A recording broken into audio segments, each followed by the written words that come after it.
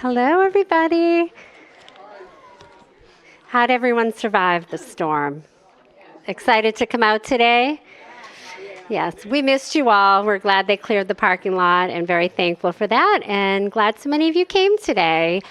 Today's topic is all about dementia care, and I've been working with Mithun Pasham from Seniors Helping Seniors, and we're so grateful that he brought Tammy Pazaricki, that's a mouthful, I'm sorry, who I'll just say is a dementia expert. Look at all the letters after her name. I'm not even going to say them all, but very well known on the topic, and it's a real treat and pleasure to welcome them both here today. So thank you.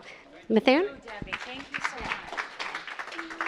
You saved my time by introducing Tammy, so I'll skip that part. Good morning, good afternoon, everybody. Thank you for coming out. I think it's a beautiful day today to be out here, right? Yeah. And before I ask Tammy to talk about why we are here, but I just wanted to give a brief introduction about why am I here, why I signed up with Seniors Helping Seniors, and why did I start this. So I'll be as quick as possible. So my name is Mithun Pasham, and I'm the owner of Seniors Helping Seniors. We are an in-home non-medical care providing company. So we provide several services, starting off from companionship, light housekeeping, meal prep, running errands for seniors, taking them to doctor appointments. Beyond that, we also offer some level of personal care service if somebody needs some assistance in executing their ADLs. Quick background of myself. So I came to United States with a big dream of getting a great career, which I fulfilled to some extent. But life takes turns, and I'll quickly give you a short snapshot of my career here. So I came to United States back in 2008 to get my graduate degree, and I graduated with a biotechnology degree. And for the first 10 years, 12 years of my life, I invested myself in science research, trying to identify a cure for some diseases such as type 1 diabetes, cancer research, Huntington disease. So it gave me a great perspective of life, and I always wanted to provide some kind of solution to mankind before I leave this world. So that was the attitude I had when I was doing research. But then I realized that this might take my entire life to find a drug for a particular disease. So that's when I switched my career to more into the corporate world, as working as a field application scientist, helping customers in executing their research with the use of the company's products which we were building and selling to them. But you know how hectic and stressful can corporate life be? So that's when I thought I'm done with corporate and I wanted to do something of my own. And the fact that personally I couldn't help out my own parents because of the distance factor and several other reasons. So I wasn't there to in their last golden years. So that kind of was weighing a big baggage in my heart, and that's when I decided that I would quit everything and start something meaningful and purposeful. So that's when that gave me an opportunity to explore the senior care industry in United States, and I definitely felt that there was a lot of need here, and that was the day I decided that I'm going to start something for seniors, which means meaningful and purposeful for me. And that's when Seniors Helping Seniors was born for me, and it's been close to a year. God has been kind to me. I mean, I've been helping out a few of the seniors in several towns in Walpole, around Walpole. We are based out in Franklin, but we do serve all the way up to Norwood and all the way up to Rockland, Bridgewaters, Easterns, and all the way down to Wrentham, Plainville. So yeah, if you need any information, if you would like to know how we work, what kind of caregivers we hire, and how our caregivers are trained and how we recruit them, happy to have a chat with you. Without further ado, I'm gonna pass on the mic to Tammy. So I'm really, it's a great honor and a great privilege to have you, Tammy, here, and thank you for making out the time. And I think the amount of years you have invested in helping out people with Alzheimer's and dementia speaks a volume about you. So we are really excited to hear you today. Good afternoon. I'm so excited to be here. My name is Tammy Pazaricki, and I am a dementia specialist. I really don't call myself an expert, and the reason is because dementia is so unique with every individual.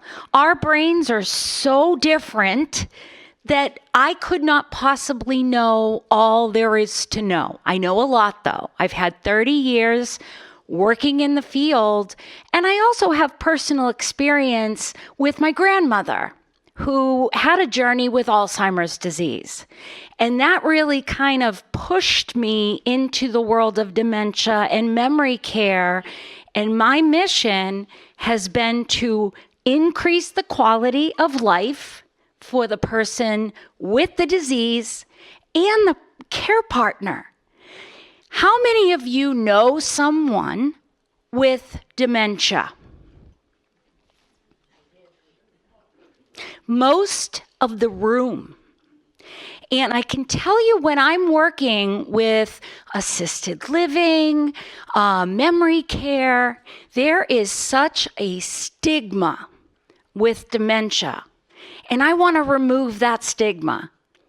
We're going to go through what dementia is, because I really want you to understand what it is and what it is not, and give you a few pointers on communication skills. Because even though you may not know someone right now with dementia, you will, or maybe here, somewhere at the senior center, you're going to develop a friend who has some cognitive impairment. I want you empowered to understand the disease. Okay? And I've only got a few slides purposefully because I'd love for you to ask questions. I'd love for you to just get those questions out and we can have a discussion more than a lecture. So let's start out. One of the things that we know about dementia is that it's only symptoms. Does anybody know someone who was diagnosed with the term dementia? It's incorrect. It's a disservice of a physician to say, you have dementia. Because what we have to do is find out what's causing dementia. Dementia is just a set of symptoms. It is not a disease in itself. So basically, you look at dementia as that's going to trigger us to say, why? Why do I have that term dementia written on my record? Not to mention that they chose the word dementia.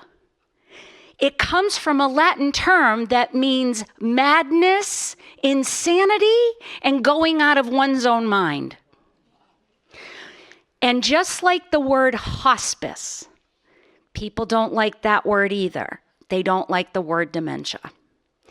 The stigmas we have in our culture with mental health, I just wish we could look at it in a totally different new light. These are diseases like heart disease and diabetes and chronic obstructive pulmonary disease. These are brain diseases, okay? So just know it's not a diagnosis. So when you think of someone having dementia, most of the time we think memory loss, right? We think short-term memory loss and then eventually long-term. Well, that's a really good characteristic of symptom for Alzheimer's disease, but it's not for frontotemporal dementia or Lewy body dementia. So different diseases will have different symptoms depending on which part of the brain is diseased. So these are the symptoms that we find that come up with people. Now, just to go back to frontotemporal dementia, that part of the brain, they oftentimes will lose language before any other symptom. Who's the actor right now with FTD? Bruce Willis. He has a disease called primary progressive aphasia. He has no ability to communicate using language, but his memory is intact. The attention, concentration, disorientation, repetitiveness, that is the number one thing that really gets on families' nerves. What are you asking that again for? We just talked about it. Don't you remember? I told you last night. You just ate. You don't need to eat again. And the way we communicate is because that is the way we've communicated with our partner for the last umpteen decades, right? One of the things about dementia is it's impairing the functioning of that individual. Now, one thing they hold and they can do is problem solve. And you think, wait a minute, a person with dementia can problem solve? Absolutely. An example of that, I used to have a day program that I ran in a home environment, and folks would come in for purposeful engagement, okay? But that was because they'd come to us because at home they weren't safe and they weren't socializing. One of the women that joined what I used to call my club, actually was brought by her husband because his experience was that he left her at the kitchen table with a cup of coffee, and he left to just go run a quick errand. I'll be right back. Sit here, have your coffee, read the newspaper. Well, he came back in, and she had her mug of coffee on the stovetop burner turned on high. Think about it though. Her coffee got cold. And the way that her brain worked associated a stovetop with heating up her mug of coffee.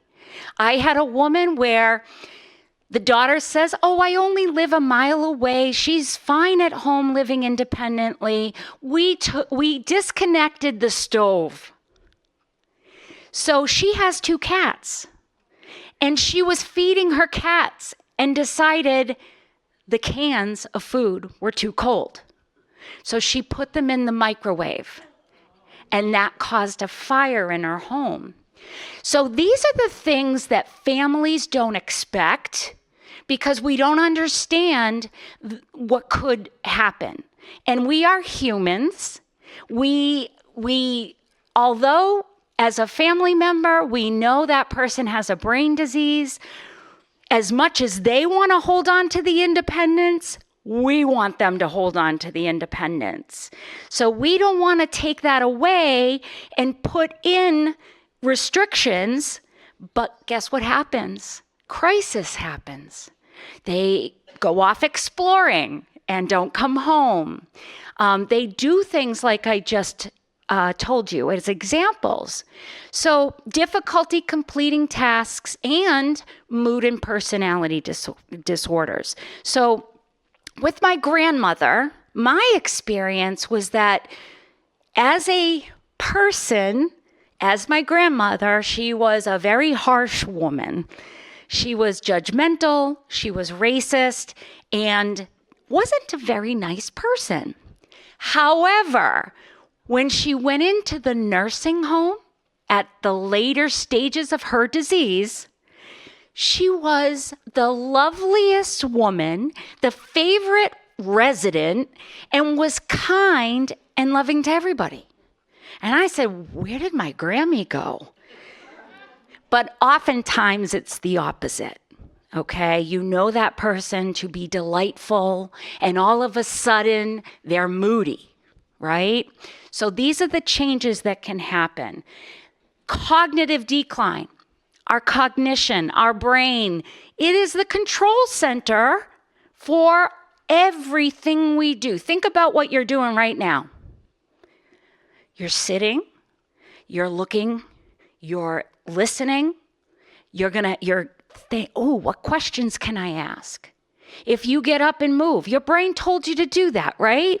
So your brain is the controller of everything in your capacity to function independently. All right? So every one of these is affected. In my experience, and what I know, is that there are 3 buckets of issues of why dementia is so prevalent in the United States. One is genetics. Do you think we can change our genetic trajectory?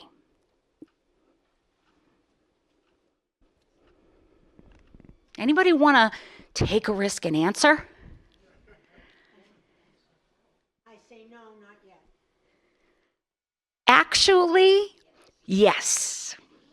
You can. It is in the lifestyle. Okay? So I'll give you an example of this. My grandmother, who had Alzheimer's disease, had older onset type. That is associated with the APOE4 gene, which means I could go get tested, find out I'm a carrier of that gene, but the stress of knowing I have the gene would actually get me too stressed, and I'd be afraid of getting Alzheimer's disease, when instead I know my grandmother had Alzheimer's disease. So what am I going to do? I'm going to change my lifestyle, which means all the things we can do to prevent dementia. And I'm going to go through that with you, because if I live healthy as I can, it is very possible to be able to change the trajectory of that gene. Not in all cases, but it's worth a shot. And what are we eating in the United States? Oh, our diets are so unhealthy. We drink beverages that aren't good for us. We're not exercising. We're sedentary. We have a lot of office jobs. We're not socializing. We're isolating. There's so many factors of lifestyle that make a difference in your risk for developing dementia. Environment. What is the air we're breathing? What are the chemicals? They're doing a study right now where older adults who live on golf courses are actually developing Parkinson's disease from all the chemicals that they use on the grounds of the golf course. They're doing a study out in Western Massachusetts that has 10 firefighters who fought a chemical manufacturing fire, 8 of the 10 have Parkinson's. So I'm going to get to the different types and just kind of touch upon them. But for right now, let's talk a little bit about what you might see for symptoms with a person who has dementia. These are what we call behavioral and psychological symptoms. I hate the term behavior because behavior to me sounds like a toddler that's misbehaving and you put them in timeout. It's not behavior. It's expressions of unmet need. And how do we figure out? Thank you. That would have been a disaster. How do we figure out what is the need behind the behavioral symptom? Okay? So our brain works in crazy ways, and it can cause hallucinations. Hallucinations are your false sensory perception. So people can see things, hear things, touch things that aren't actually real, right? That's the brain. Delusions are misperceived thoughts. A high percentage of people with these diseases oftentimes will have paranoid delusions. Repetition, we talked about. Sleep disturbance. Dementia wants to reverse the circadian rhythm.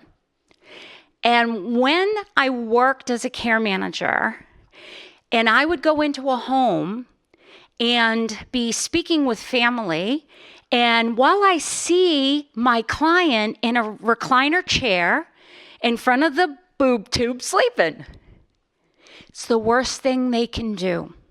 They need engagement. They need to be up during the day, and they'll sleep better at night. It's not rocket science. It's our body fighting a brain disease that wants to reverse our circadian rhythm. Sundowning, that is a phenomenon. Later in the day, all these dementia symptoms start to increase. So there's more incidences of wandering. There's more incidences of aggressive behavior, a lot of agitation. And this part of the day, say 3 o'clock to 8 o'clock, is one of the most difficult times for care partners at home, keeping their loved ones safe. Apathy, total loss of interest in doing anything. The brain is not allowing them to initiate any interest in activities or participation. We need to do that for them. Hence, getting a companion, right? So think about that. Anxiety. Depression and anxiety always go with dementia. That's always going to be there. It's harder when the person has a lifelong struggle with depression and anxiety. Agitation. When I train healthcare professionals, I want them to notice agitation immediately. So ask yourself, what does it feel to be agitated? Give me a couple of words that describes how you feel when you're agitated. Frustrated? Can't sit still. Any others? Angry. And when someone's agitated, which by the way can be caused by multitudes of reasons. 1, the brain and the disease. 2, behaviors of others. They're getting rushed to go to a doctor's appointment. They're being told what to do. They're being challenged. And those things are going to bring that agitation to aggression. And once that person gets verbally and physically aggressive, it's very difficult to dial that back. That's why I train them to immediately intervene when they see someone getting agitated. Mood shifts, personality changes, exploring, that's my new word instead of wandering. We use, wandering, someone goes off and gets lost. I hate that word, so I just call it exploring. Common causes of behaviors. Certainly any infection untreated, delirium, that means you have acute confusion that comes on quickly from an infection. What's the number one infection of people that are older and dehydrated? You got it. That's the biggest one we have a problem with in our healthcare system because people with dementia, they're not drinking enough and nobody spots it. And they have poor hygiene. So that too contributes to the UTI. Pain. Pain is the most undertreated and underdiagnosed problem among people with dementia because they can't tell you that they're in pain, or they might describe pain that is actually not in the location of their real pain. So it can be very difficult to figure it out, but we need to address pain immediately.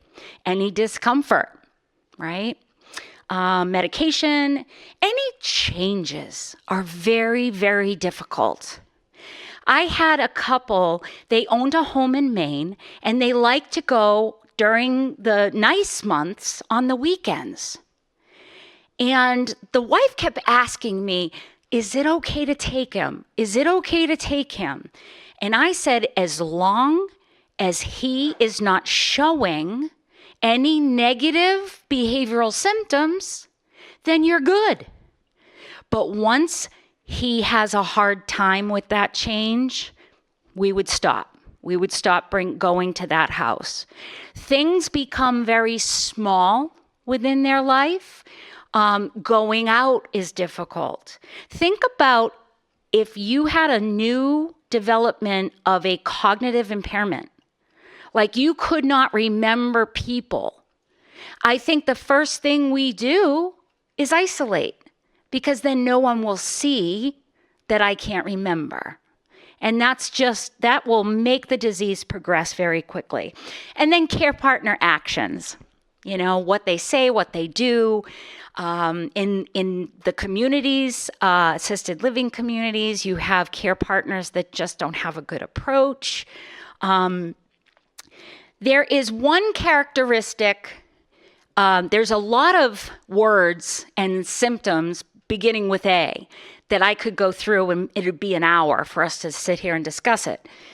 But anosognosia is a very good thing to know about dementia, because it is a lack of insight into their own disease process. So in other words, what that means is you get them a companion to spend with them during the day so that you as a care partner can go out, get your shopping done, get your doctor appointments done and all that.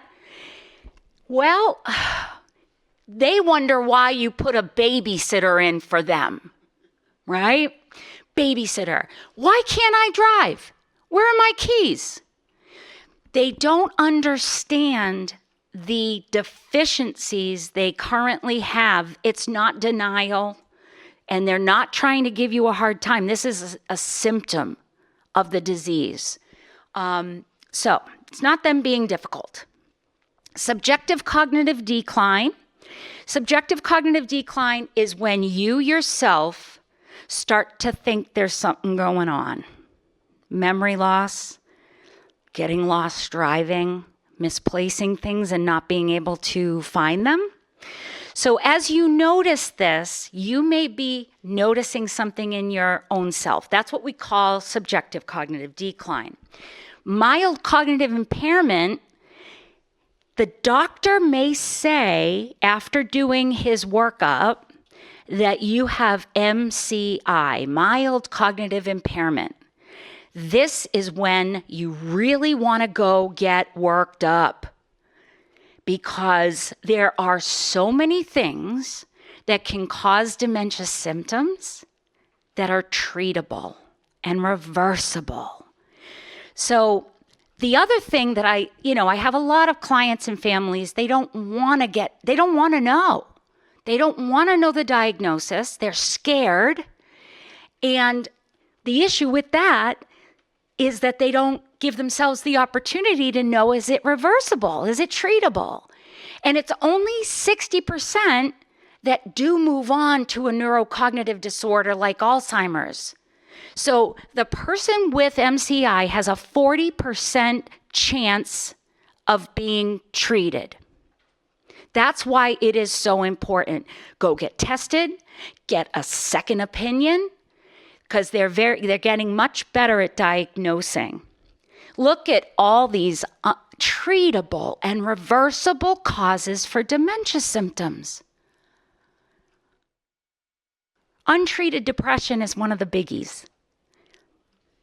Depression, dementia, delirium, all very, very similar, but very different treatments. I had a 62-year-old client. He came to us thinking he had Alzheimer's disease. His wife was with him. And Jennifer said, well, have you had testing? No. He goes and gets tested. He has significant B12 deficiency, a vitamin deficiency. So this is why I get so passionate about go get tested. Because there's things that, like this, all these things. Does anybody have sleep apnea? If you do, I hope you're using CPAP, because that is what's putting oxygen in your brain. And if you sleep and have sleep apnea, you're stopping breathing. So oxygen is not getting to your brain. Medication side effect, alcohol. Alcohol, according to the Surgeon General, it accounts for 7 different cancers and dementia. And there is no safe amount of alcohol to be consumed. We've all been duped because you can't have fun without alcohol. That's what our culture says. And it's poison for our brain and our body. Any smoking, the way you live your life, stress alone will actually shorten your life. And there is a very high statistic of a care partner who has a loved one with Alzheimer's or other dementia, of predeceasing their loved one with dementia because of the care partner stress. So this is why, as a care manager, we set up the village of support, which would include someone from Seniors Helping Seniors if need be. Anything else here? If you have questions, just keep those in mind for the end. So how do you reduce your risk? All the things we've been told to keep our heart healthy, our brain healthy. If you have not looked up the MIND diet, Mediterranean integrated neurodegenerative delay diet. Say that 10 times. That's all the good stuff. Have you heard of blue zones?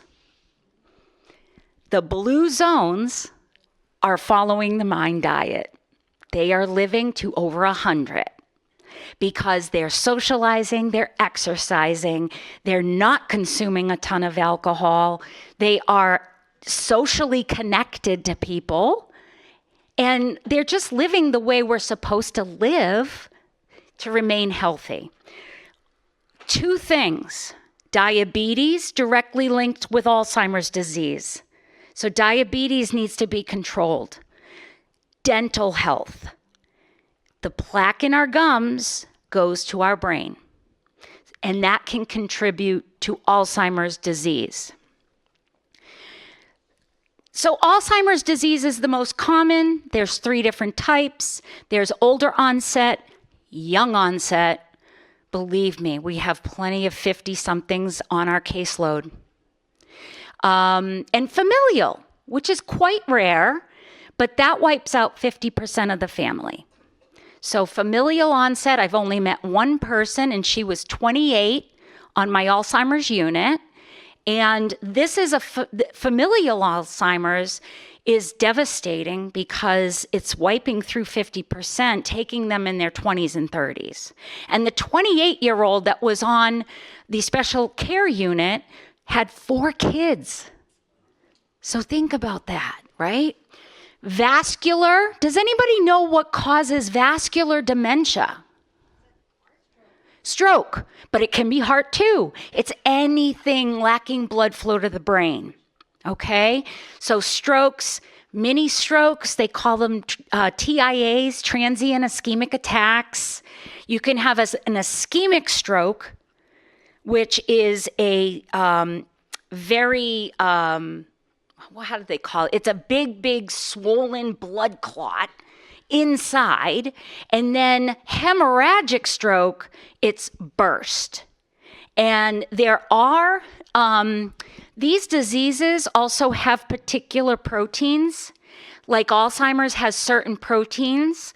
Lewy body dementia, this is affecting people in their 50s and 60s. That's another protein. Lewy body is related to Parkinson's disease. So both of them have movement disorders, with dopamine being depleted from the body.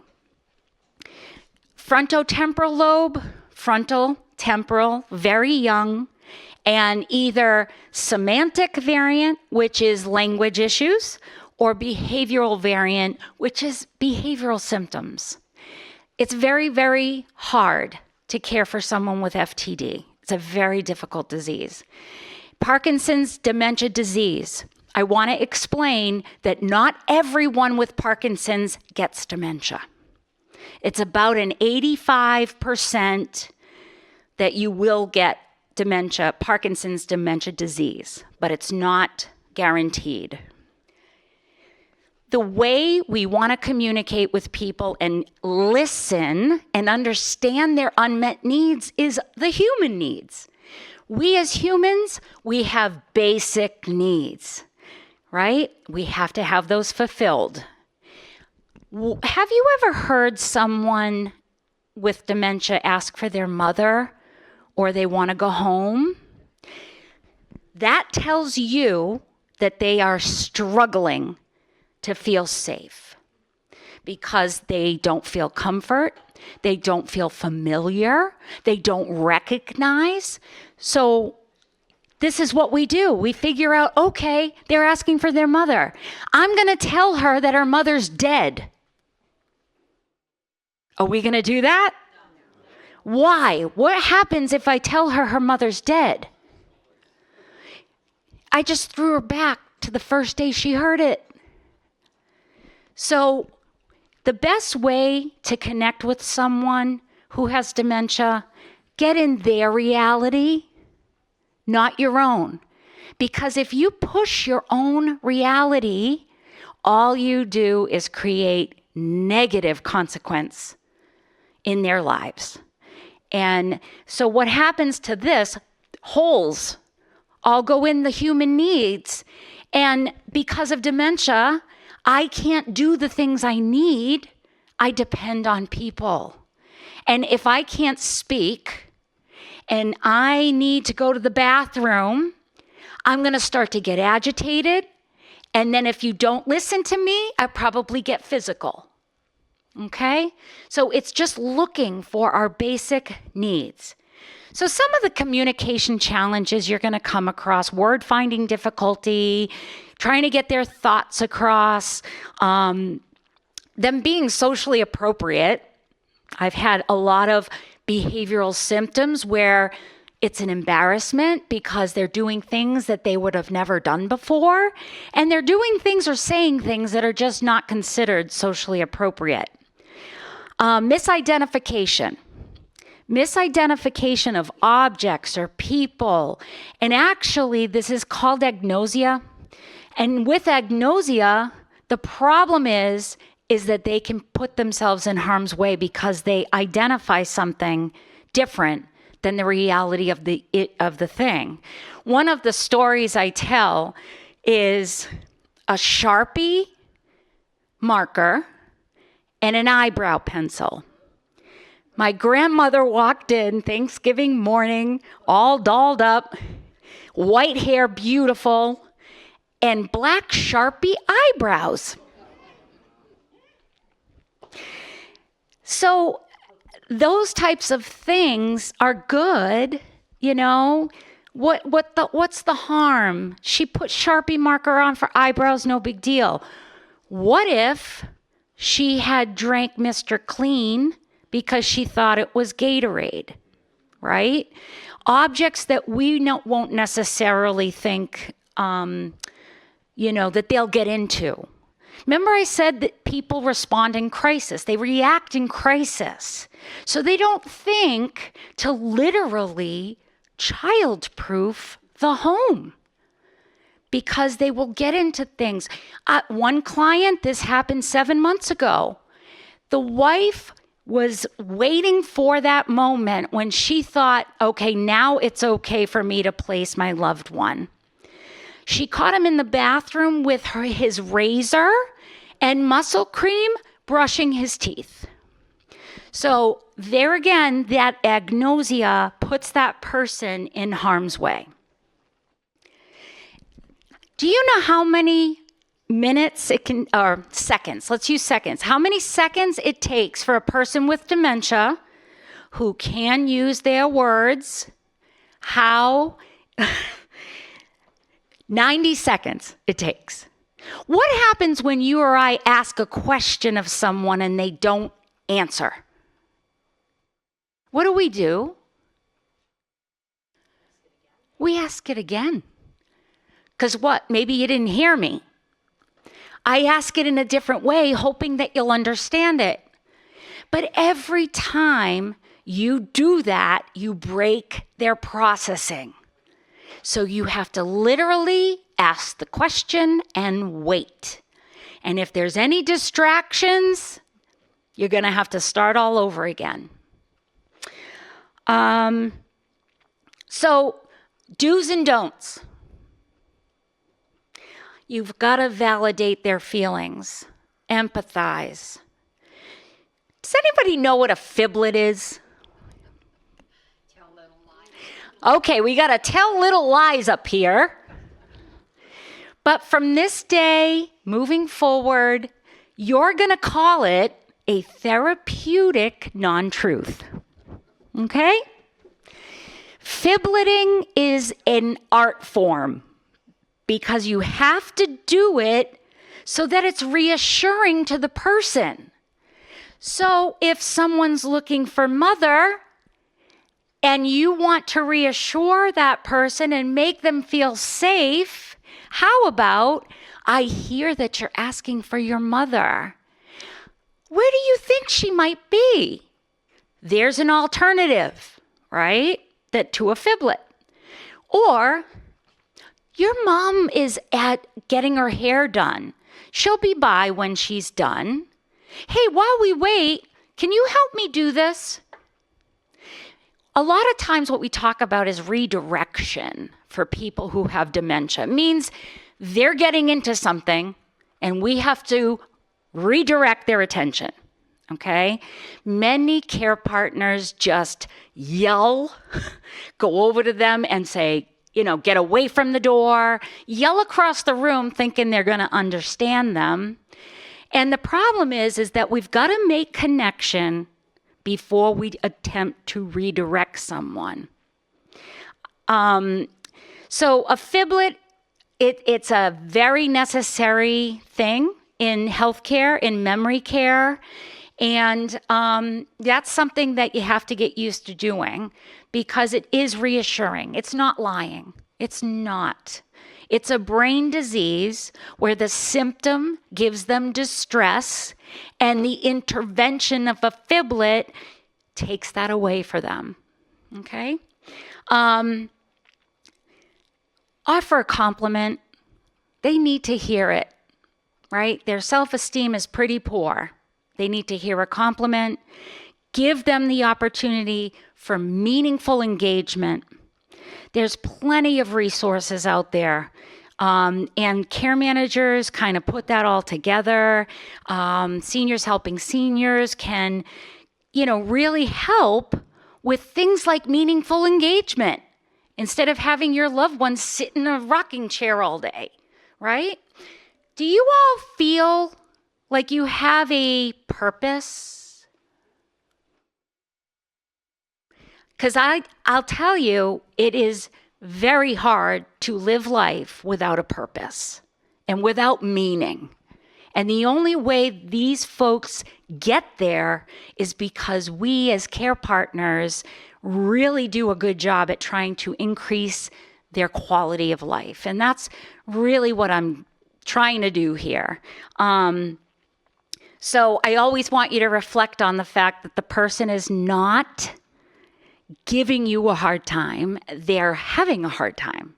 And if we think about it that way, we'll be able to sort of have a little more empathy to the person that asks you 50 times the same question, right? So I have left time for us to ask and answer questions. So please let me know what you have. Come on, this was like an hour of probably a 10-hour presentation. I was wondering if you could respond to, give me direction in how to research in a family of 10 children, the eldest being the only one that escaped Alzheimer's, dementia, whatever the diagnosis was at the time. If birth order is a factor, if you're born first, I don't know of any research. Her question was in a certain birth order, like a family of 10, 9 out of the 10 had Alzheimer's disease and one was spared. And he was the oldest, or she was the oldest and didn't have it. and also, have you seen the March issue, or might be the February issue now, of Boston Magazine? No. And at the very back of it, they have what's called Cracking the Longevity Code. And it's like, many pages. I haven't gotten through all of it, but one of the last parts of it is the immortality scam or something like that. How, people want to be immortal. They want to live forever. Well, I think that's people think they're immortal because we don't really think about dying, right? Yeah. Because we don't want to talk about it. It's part of our life. But we have to. The older you get, the closer you get, you have to think about it. I will also say that it is very important to get your affairs in order. Elder law attorney, financial planner, Medicaid planning, knowing what you have for resources. And I also want to clarify that a healthcare proxy does not allow you to just take over. A healthcare proxy is supposed to be the voice of the person you're speaking for. So it's important, if we are healthcare proxies, that we have a conversation about what end-of-life care looks like for that person. Other questions? Yes. Where do you work? Is that your company? So Clear Guidance is a geriatric care management. We are called Aging Life Care Managers. And we sort of navigate the journey for people because most people who are care partnering for someone with dementia, they don't know what to do, where to go, who to call. All they know is they are burnt out. They don't know what else to do. So with this, we have about 14 care managers all over Mass. And I am in charge of the training and education. So I do all the curriculum, training, and education for a lot of healthcare organizations. So that's what Clear Guidance is. Do you have any sessions for lay people like ourselves? Any training sessions? We are actually in the mode of setting that up. We're going to have more offering of like webinars. You can kind of go on and at your leisure watch it. We're going to be doing that. We haven't built it yet, but we'll be doing it. Anybody else? Yes.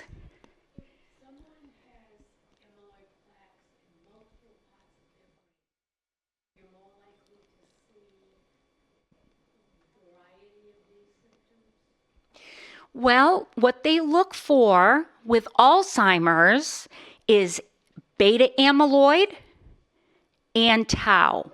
Those are the two proteins that are in charge.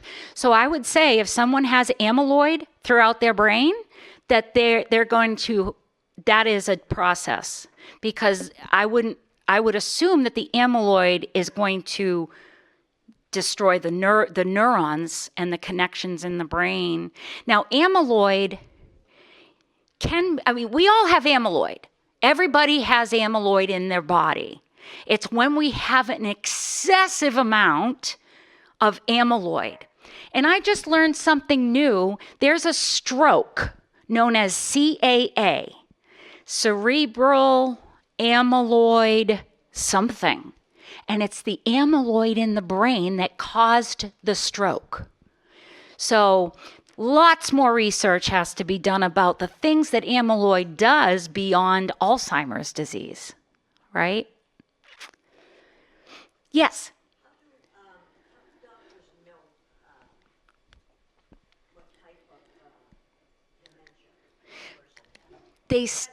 Right. They still tell you that it takes 100% certainty and accuracy at autopsy. Okay? But they are in the high 90s percentile for diagnosing.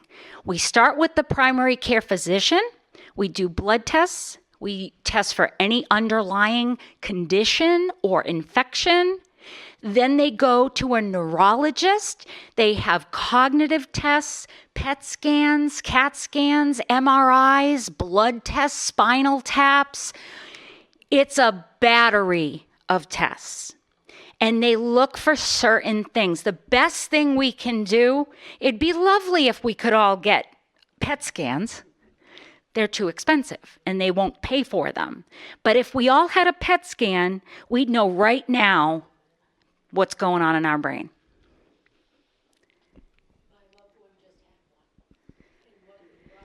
The CAA? Oh, okay.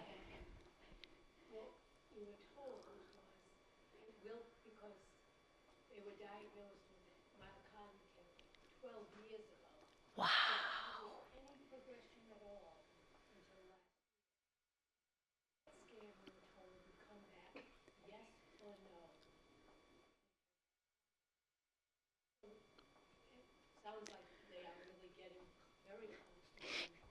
They are. They're getting better at the diagnosis, and there's no cure. I mean, we have no cure, but what's exciting is that we have these new IV infusion treatments that are working to disintegrate the plaque in the brain.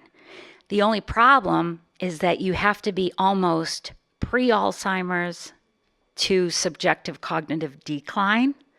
You have to be very early or you are not a candidate. And exactly. And the problem is that no one does anything until there's symptoms. And that disease could be in your brain 10 to 20 years prior to showing symptoms. That's where I feel like we could really make a difference if people got PET scans, because then we'd know. And we give them the infusions, and now we're cutting our numbers way down. Well, the other thing I want to ask about is memory loss. Yeah. Now, I know I'm one of many people probably in this room. We all I don't have memory loss. But we keep journals and we keep calendars, and some of us don't want to use it. But I know that if we do that, that's helpful to delay the onset of. The best thing you can do is keep learning new things. Actually, play games. Oh my God. Mind games, mahjong, yoga, tai chi, exercise, socializing, laughing. Actually, learning a new language is the number one way.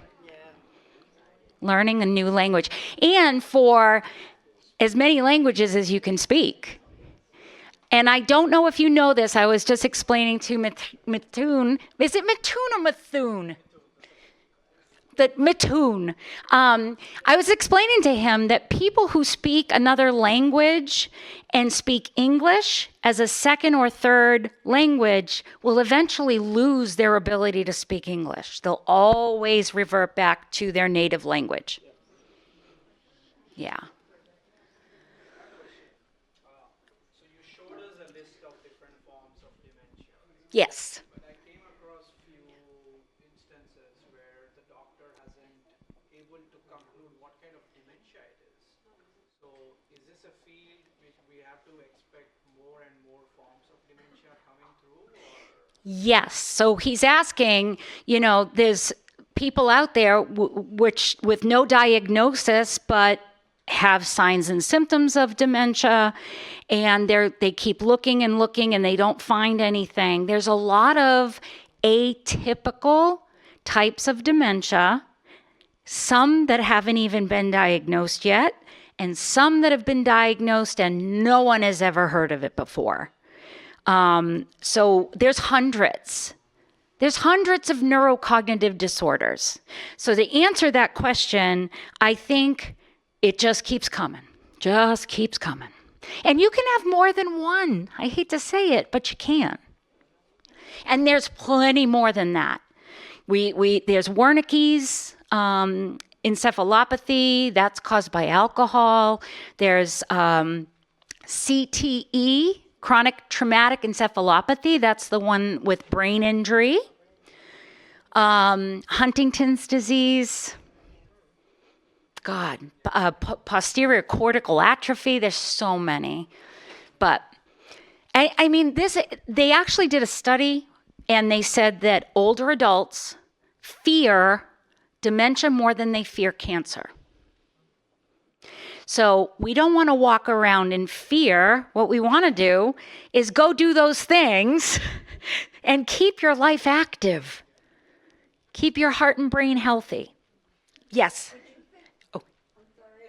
Do you think there's any benefit in taking things like Prozac? You know, I would myself.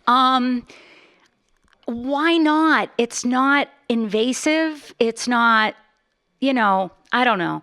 I think if there was anything promising, I mean, Canada does not advertise medication at all on their TVs. Here we do. So I think when we hear about a medication, we're like, yay, let's take it. I won't get dementia. But I don't think it's as simple as that. But what do you have to lose by taking it, right? My problem is that we, the United States of America and New Zealand, are only the two countries in the world that allow pharmaceutical. Right. Take over. Yep. Well, that's what she was saying, that New Zealand and United States are the only two countries that actually allow advertised pharmaceuticals on TV.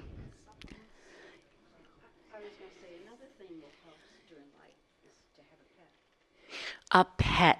Because when my husband died, we already had a dog for him, all right? So that gave me someone else to think about other than myself. So I have a dog and a cat. Some people don't want them, that's fine. But I find that you don't think about yourself so much. She's mentioning a dog or a cat and having a pet, having that companionship. And there's nothing like having a pet. There's nothing like having the unconditional love of a dog. And just yesterday, my parents, 81 and 86, had to say goodbye to their little Astro, little white dog. And this was their last dog because they know they can't take care of another dog. But it's devastating to lose a four-legged family member. So when my loved one was diagnosed, I started, learning. And I'm on these sites, family members, and I put on there, because our dog had died, should we get another dog? Everybody said absolutely not. The second I said it to the neurologist, she said, because it will give structure, it will give purpose, all those things you were talking about. Yeah, at some point you may have to pick up someone. Well, my concern with my parents was always it's a little pup, a little dog, and was always under my parents' feet. And my dad has had 4 falls trying to take him outside to go to the bathroom. So I'm like, you get to a point where it's just not a good idea. Yeah. It definitely depends on the situation. Yeah, of course. The cat carries on a conversation. Got to videotape that. Her cat talks to her. She's one of those cats that Very vocal, the cat. What are we at? So we're a little after 2. We're supposed to be ending, but anybody else have any burning questions? Yes?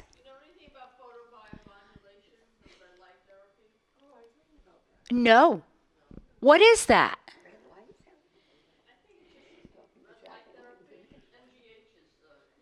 MGH is doing it? Do you know if it's specifically for dementia? Oh, so the other thing I was thinking about, because depression is so prevalent in dementia, is, things like ECT, which has helped people with even aggressive behavioral symptoms, the magnetic transcranial stimulation. It's the cap you put on and it's just magnets. That's a very good therapy too, but I'm going to have to look up the red light. I don't know what that is. Anybody else? Yes. Where is Lakeville?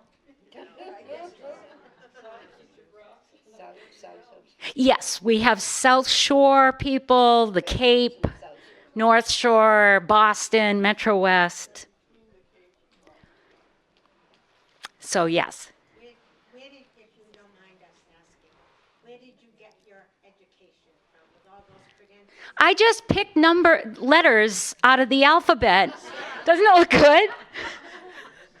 This is Masters of Counseling Psychology, board certified dementia educator, care manager certified, certified dementia care leader, certified Alzheimer's and disease and dementia care trainer, certified first responder dementia trainer, certified dementia practitioner, and certified online training professional.